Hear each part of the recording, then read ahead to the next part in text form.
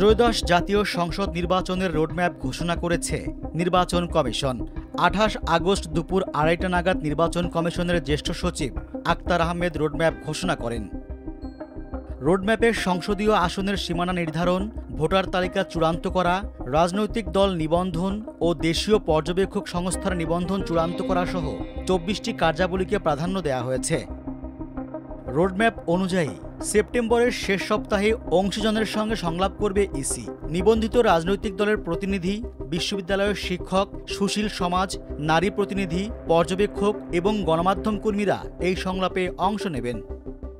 এরই মধ্যে ভোটার তালিকা হালনাগাদের দ্বিতীয় ধাপের সম্পূরক খসড়া তালিকা প্রকাশ করা হয়েছে, যা চূড়ান্ত করা হবে ৩১ আগস্ট। আর ৩১ অক্টোবরের সম্পূরক তালিকা শেষে চূড়ান্ত ভোটার তালিকা প্রকাশ করা হবে ৩০ নভেম্বর।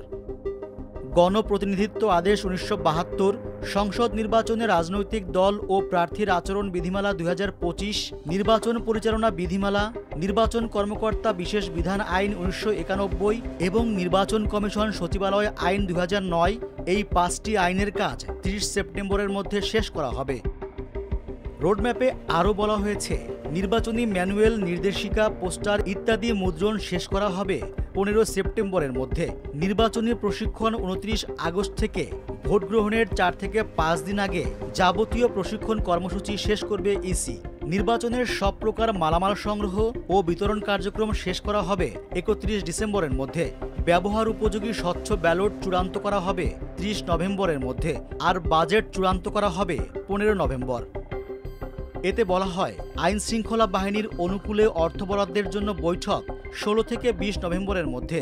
নির্বাচনের জন্য জনবল ও প্রশাসনিক ব্যবস্থা সংক্রান্ত সব কার্যক্রম ৩০ সেপ্টেম্বরের মধ্যে শেষ করতে চায় ইসি।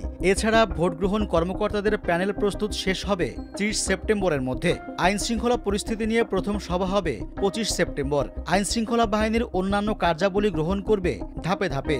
নির্বাচনের জন্য আন্তঃমন্ত্রণালয় সভা অনুষ্ঠিত হবে ৩১ অক্টোবর। ওই দিনই আইসিটি সংক্রান্ত সকল কাজ শেষ করতে চায় কমিশন। এছাড়া নির্বাচন কমিশন সচেতনতামূলক প্রচার কাজ শেষ করতে চায় ৩০ নভেম্বরের মধ্যে। টেলিযোগাযোগ ব্যবস্থা সচল রাখা, ফলাফল কিভাবে প্রকাশ ও প্রচার করা হবে, বেসরকারি ফলাফল প্রচার সংক্রান্ত কার্যক্রম নির্ধারণ। ২০২৬ সালের জানুয়ারির মধ্যে প্রবাসীদের জন্য পোস্টাল ব্যালটে ভোটের যাবতীয় কার্যক্রম শেষ করা। আগামী বছরের ফেব্রুয়ারির প্রথমার্ধে রোজার আগে ত্রয়োদশ জাতীয় সংসদ নির্বাচন হবে বলে ঘোষণা দিয়েছেন প্রধান উপদেষ্টা। এ সংক্রান্ত চিঠিও দেওয়া হয়েছে নির্বাচন কমিশনে। প্রধান নির্বাচন কমিশনারও জানিয়েছেন, ভোটের তারিখের প্রায় ২ মাস আগে তফসিল ঘোষণা করা হবে।